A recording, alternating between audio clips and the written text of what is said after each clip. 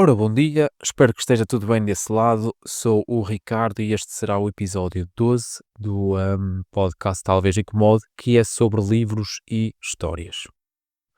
Bem, hoje é o episódio 12 e será também o último episódio desta temporada. Estive um pouco indeciso, porém sinto que nesta temporada falei dos livros que queria e gostei da forma como foram surgindo de semana a semana. E como já referi algumas vezes, nem sempre o livro escolhido foi aquele que tinha planeado previamente, porque por algum motivo acontecia alguma coisa que fazia-me mudar de escolha e acabava por fazer mais sentido. É estranho, sim, mas no entanto gostei muito deste processo criativo e espontâneo. Vou deixar os agradecimentos mais para o fim do episódio e bora lá ao que interessa. O título deste episódio é Orgulho e Preconceito. Pois é, o título do episódio é o mesmo do livro que vou falar hoje. Sim, é o livro da Jane Austen. Mas antes de mergulhar no livro, vamos ao contexto e contar a história que me levou a lê-lo. Já contei aqui, num dos episódios anteriores, sobre aquela minha fase de me ter apercebido que lia maioritariamente livros de autores masculinos. Pois bem, quando comecei a escolher livros de autoras, comecei a ficar cada vez mais curioso, até ao ponto de querer ler algo mais clássico, visto que também sou um grande adepto de clássicos. E como adepto de clássicos, fui fazer umas pesquisas. Infelizmente, que é sabido, acho eu, que durante séculos e até a estes tempos mais recentes, digamos que não foi assim tão permitido às mulheres escreverem, e se houvesse uma mulher que tivesse esse privilégio, era uma situação muito pontual e rara, digamos. Mas não vou estar aqui a debitar factos históricos. Sugiro a quem tiver interesse fazer uma pequena pesquisa e vão perceber que existe pouco acerca de escritoras até o século XVII, XVIII, e obviamente que não foi por falta de capacidades delas, mas sim por todas as restrições e a diferença de géneros. Mas mais uma vez, não vou por aqui porque já há pessoas que falam muito bem desse tema da desigualdade com propriedade e conhecimento. E vá, retomando. Nessa altura queria realmente ler um clássico, para tentar entender a diferença da escrita entre os dois géneros. E depois de alguma pesquisa, interessei-me bastante por a Jane Austen, e dentro das obras dela decidi-me pelo livro Orgulho e Preconceito, porque curiosamente era um assunto que andava aqui na cabeça sobre o meu próprio orgulho e preconceito perante algumas situações na minha vida. Ou seja, estava completamente disponível para ler aquele livro, mas admito que não sabia bem para onde me ia levar aquela leitura. Recordo-me também que ao ler as primeiras páginas andava ali um pouco perdido, mas vi ali características que aprecio muito, ou seja, ironia, sarcasmo, críticas sociais e morais, camufladas com subtileza e decidi saber mais quem realmente foi esta tal Jane Austen. Portanto, ela nasceu em 1775 e faleceu em 1817, com apenas 41 anos. Foi uma das autoras mais importantes da literatura inglesa, conhecida por escrever livros que combinam romance, crítica social e ironia com personagens femininas fortes e inteligentes. Apesar de ter vivido numa época em que o papel da mulher era limitado, ela conseguiu deixar um legado literário poderoso e ainda hoje é lida, estudada e adaptada para cinema e televisão. Confesso que ainda não vi o filme. Porquê é que ela foi importante?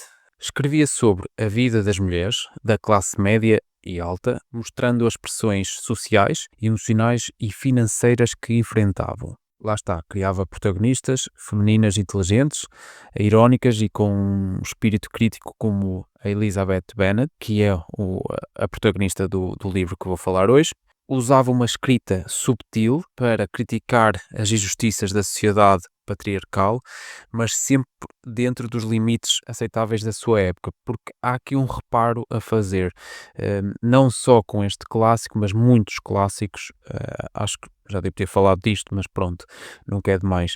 Muitos clássicos, para mim, são obras-primas, não só por terem sido escritos por fabulosos escritores ou escritoras, mas muitos deles tiveram sempre que dar uma enorme volta para tentar dizer ou partilhar aquilo que queriam realmente dizer, porque podia facilmente ser banido ou podia mesmo sofrer consequências com finais pouco felizes. Pronto. Então imaginem uma mulher a escrever um livro. Curiosidades. Publicou os primeiros livros anonimamente, assinando apenas By a Lady. Nunca se casou, embora tenha vivido num tempo em que o casamento era visto como essencial para a mulher. Ela, no fundo, era muito irreverente. Escrevia à mão e quase sempre escondida. Foi redescoberta no século XIX e tornou-se símbolo da literatura feminina e feminista, embora sem levantar bandeiras explícitas. Mas eu aprecio bastante esta forma de criticar algo não diretamente. Há muitos autores que fazem isso, que eu admiro, e não sei, tenho uma opinião sobre isto, em que as revoluções e as manifestações, sim, têm o seu efeito, mas gosto sempre desta subtileza, não sei. Pronto, é só uma opinião muito própria.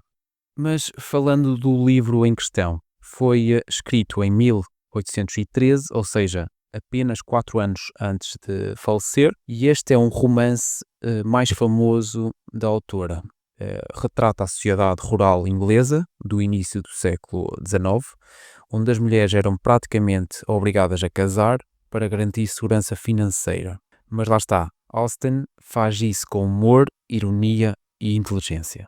A sinopse do livro é simples. A história acompanha Elizabeth Bennet, a segunda de 5 irmãs, numa família com poucos recursos e muita pressão para casar bem.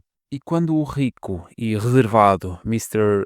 Darcy chega à região, ele desperta tanto o interesse da sociedade local quanto o desprezo de Elizabeth, que o acha bastante arrogante. Ao longo da trama há mal-entendidos, julgamentos precipitados, reviravoltas e transformações pessoais. Elizabeth descobre que nem tudo é o que parece e Mr. Darcy também. E este livro impactou-me bastante por vários motivos. Aborda diversos temas que ainda são muito atuais sobre relacionamentos, primeiras impressões, pressões sociais, autoestima e a dificuldade de mudar de opinião. E quero ir por aqui, ou seja, isto da dificuldade de mudar de opinião.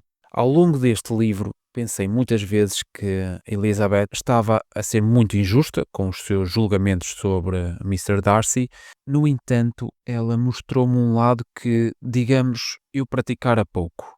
Ou seja, nunca fui muito desconfiado, nem pessoa de muitos julgamentos e de ter uma opinião própria sobre uma respectiva pessoa ou situação. E tendia sempre isso com um bom agrado porque me parecia ser bastante flexível e um ponto super positivo da minha parte. E lá está, e como consequência daria-me bem com tudo e todos. Mas é aí que está. Através deste livro, e não só, repensei nessa minha forma de ser e reparei em muitos dissabores que tive ao longo da minha vida e percebi outra coisa, ainda mais importante, que muitos desses dissabores iniciaram-se pelo facto de eu ser bastante flexível.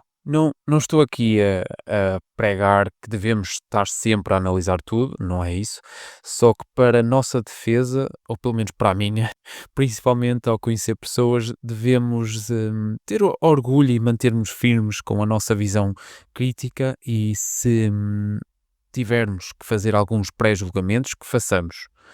Contudo, acho importante dar espaço e tempo para perceber se os nossos julgamentos fazem sentido ou não. Porque no livro, por exemplo, Mr. Darcy aparentemente foi mal julgado por Elizabeth. Só que houve essa oportunidade desses julgamentos serem questionados por ela quando pôs o seu forte orgulho de lado. Mas para mim, Elizabeth é uma pessoa de armas e de personalidade forte. Por vezes achei demasiado, só que ao longo do livro é que vamos perceber as razões dela ser assim. É como aquele clichê, há sempre uma história por detrás da pessoa. Mas posso garantir aqui que acabei o livro por admirá-la imenso. E pronto, não vou falar mais do livro, espero que o leiam, se assim quiserem. Lá está, aviso que se trata de um clássico, é denso, mas é um livro muito bom, mesmo muito bom. E pronto, vamos lá à rúbrica habitual. A mania do intelectual. E hoje o que trago aqui é uma palavra e será uma palavra final, ou seja, para significar toda esta primeira temporada. A palavra que escolhi é regozijo. Regozijo vem do verbo regozijar, que por sua vez tem origem do latim vulgar guadiare, que significa alegrar-se. A palavra regozijo significa grande alegria, júbilo ou contentamento. É usada para descrever um estado de felicidade intensa, frequentemente associada a uma celebração ou a uma boa notícia. E como exemplo, temos a criação e o desenvolvimento da primeira temporada do projeto Talvez Incomode foi motivo de grande regozijo para o seu autor. Acho que temos aqui uma boa palavra que fui ao fundo do baú buscar para finalizar esta temporada. E hoje o que é que eu vou partilhar? Pronto, vou começar por explicar o porquê de terminar a temporada. Primeiro, acho mesmo que está concluída esta temporada e sinto-me bem por ter feito isto. Foi como rever amigos passados. Aliás, os livros de que falei são mesmo boas amizades que fiz. Nunca tinha visto as coisas desta forma, mas sim, os livros são amizades que criamos. Segundo, quero dar tempo e distância às redes sociais. Não é que seja um grande consumidor das redes, mas quero afastar. E terceiro, quero ter tempo para desenvolver outra atividade criativa, que não vou revelar aqui, mas poderá fazer parte de alguma coisa no futuro. E só para finalizar, quero dizer que me diverti imenso ao longo destas 12, 13 semanas.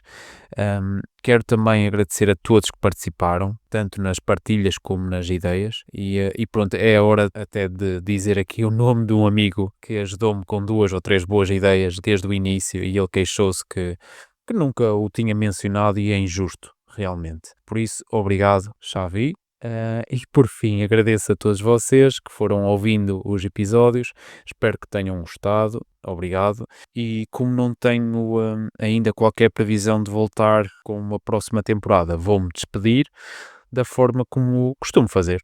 Por isso, até já. Esqueci-me de dizer uma coisa, boas leituras.